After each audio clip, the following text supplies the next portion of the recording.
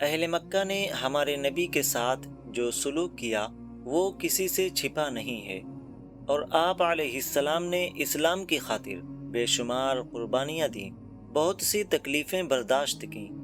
کبھی قریش آپ علیہ السلام پر پتھر برساتے، کبھی راستے میں کانٹے بچھاتے، اپنے گھروں کے کوڑے لا کر حضور کے گھر کے سامنے رکھ دیتے۔ اور ان سب سے بڑھ کر ایک دردناک واقعہ یہ ہے کہ جب ابو جہل نے نماز کے دوران سجدے کی حالت میں آپ صلی اللہ تعالی علیہ وسلم پر اونٹ کی اوجڑی ڈال دی، تو اس وقت آپ علیہ السلام نے کیا ارشاد فرمایا؟ آج کی اس ویڈیو میں ہم اسی واقعے کو تفصیل سے بیان کریں گے، تو آپ سے گزارش ہے کہ ویڈیو کو آخر تک ضرور دیکھیے گا۔ حضرت عبداللہ ابن عباس رضی اللہ تعالیٰ عنہ سے روایت ہے کہ جب اللہ تعالیٰ کی طرف سے آپ علیہ السلام کو یہ حکم ملا، جس کا ترجمہ ہے اور اپنے قریبی رشتہ داروں کو ڈرائیے، تو آپ علیہ السلام اپنے دل میں امت کا درد لیے دعوت حق کا پیغام دینے کے لیے صفا پہاڑی پر تشریف لائے، اور آپ علیہ السلام نے وہاں بلند آواز میں قریش کے مختلف قبائل کو پکارا، یا بنی فہر، یا بنی عادی۔ تو قریش کے قبیلے چونک گئے، ہر طرف گھبراہٹ پھیل گئی، یہاں تک کہ قریش کے سردار، بزرگ، جوان اور وہ جو خود نہیں آ سکتے تھے، انہوں نے اپنے نمائندے بھیج دیے تاکہ معلوم کریں کہ اللہ کے رسول کی طرف سے کیا پیغام آیا ہے۔ جب سب لوگ جمع ہو گئے تو آپ علیہ السلام نے نہایت حکمت و دانائی سے فرمایا، مجھے بتاؤ، اگر میں تمہیں یہ خبر دوں کہ اس پہاڑ کے پیچھے ایک لشکر چھپا ہے اور وہ بہت جلد تم پر حملہ کرے گا، تو کیا تم میری بات پر یقین کرو گے؟ سب نے ایک زبان ہو کر کہا، کیوں نہیں، ہم نے ہمیشہ آپ کو سچا پایا ہے، آپ تو صادق اور امین ہیں، نہ کبھی آپ نے جھوٹ بولا اور نہ ہی کبھی کسی کو دھوکہ دیا، بالکل ہم آپ کی بات کا یقین کریں گے۔ لیکن جیسے ہی آپ علیہ السلام نے اپنی نبوت کا اعلان کیا اور کہا کہ میں تمہیں آنے والے سخت عذاب سے آگاہ کرتا ہوں، تو وہ لوگ جو اب تک آپ کو سچا کہتے تھے، ان کا اصل چہرہ سامنے آ گیا۔ ابو جہل غصے میں اٹھا، اس نے پتھر اور کنکریاں اٹھائیں اور آپ علیہ السلام کو بلا وجہ مارنا شروع کر دیا۔ ابو لہب جو نبی کریم صلی اللہ تعالی علیہ وسلم کا چچا تھا، وہ بھی آپ علیہ السلام کی بات کو ماننے کے بجائے غصے میں آ گیا اور کہنے لگا، تم ہلاک ہو جاؤ، کیا تم نے اسی لیے ہمیں جمع کیا تھا؟ اور اسی واقعے پر اللہ تعالیٰ کی طرف سے سورہ لہب نازل ہوئی، جس میں ابو لہب کی ہلاکت کا ذکر کیا گیا ہے۔ کیسی عجیب بات ہے کہ یہ وہی لوگ تھے جو آپ علیہ السلام کو صادق اور امین مانتے تھے، لیکن جب حضور نے انہیں اللہ کی طرف بلایا تو وہی لوگ آپ کے دشمن بن گئے۔ ابو لہب نبی کریم کے چچا ہونے کے باوجود وہ آپ علیہ السلام کا اتنا بڑا دشمن تھا کہ باقی تمام مخالفین اس کے مقابلے میں کمتر لگنے لگے، اور اس کی بیوی بھی اپنی بدبختی اور شقاوت میں تمام حدیں پار کر جاتی تھی۔ آغاز نبوت سے پہلے نبی اکرم صلی اللہ تعالی علیہ وسلم کی دو بیٹیاں سیدہ رقیہ اور سیدہ ام کلثوم رضی اللہ تعالی عنہا ابو لہب کے دو بیٹوں عتبہ اور عتیبہ سے منسوب تھیں۔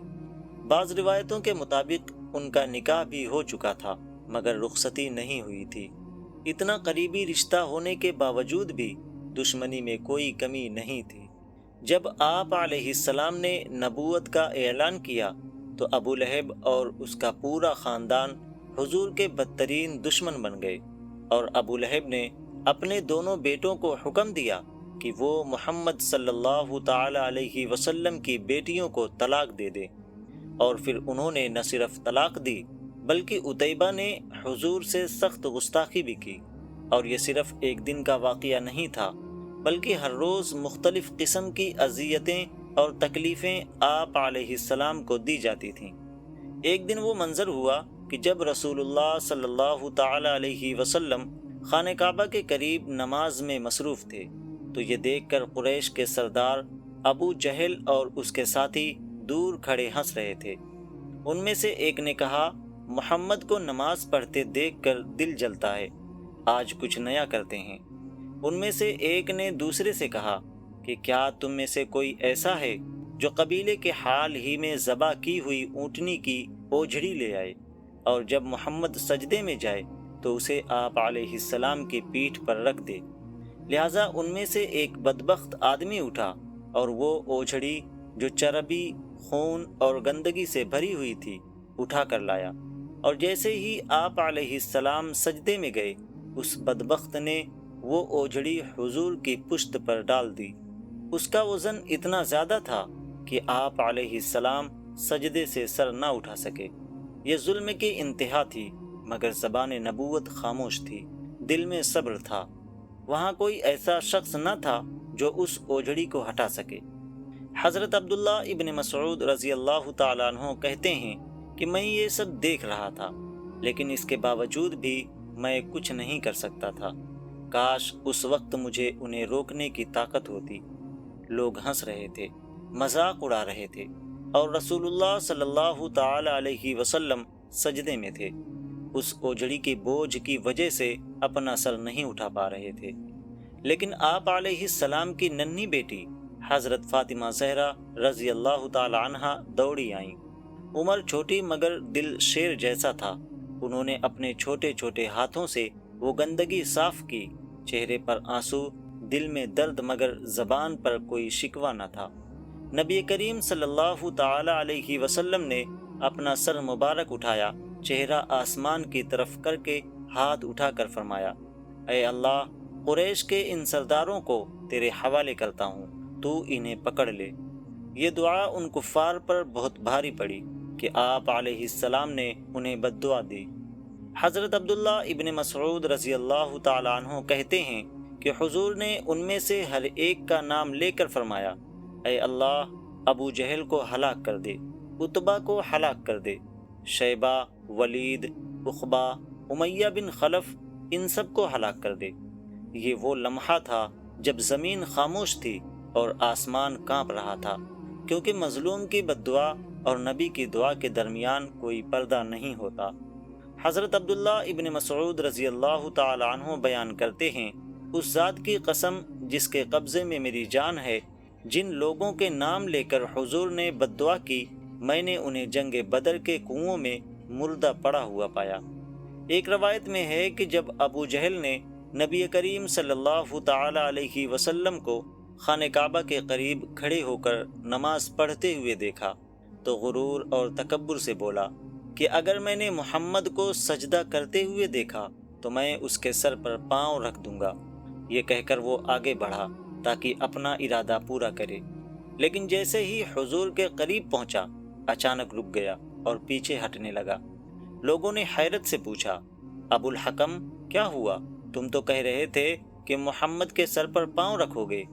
تو ابو جہل گھبرا کر بولا، میرے اور محمد کے درمیان آگ کی ایک خندق آ گئی تھی اور اس کے اندر خوفناک پروں والی مخلوق کھڑی تھی، اسی لیے میں قریب نہیں جا سکا۔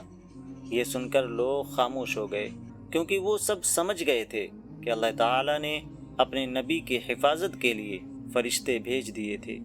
تو دوستوں، یہ تھی ہماری آج کی ویڈیو۔ امید ہے کہ آپ کو اچھی لگی ہوگی، لہٰذا ویڈیو کو لائک، چینل کو سبسکرائب ضرور کریے گا۔ ملتے ہیں اگلی ویڈیو میں۔ اللہ حافظ۔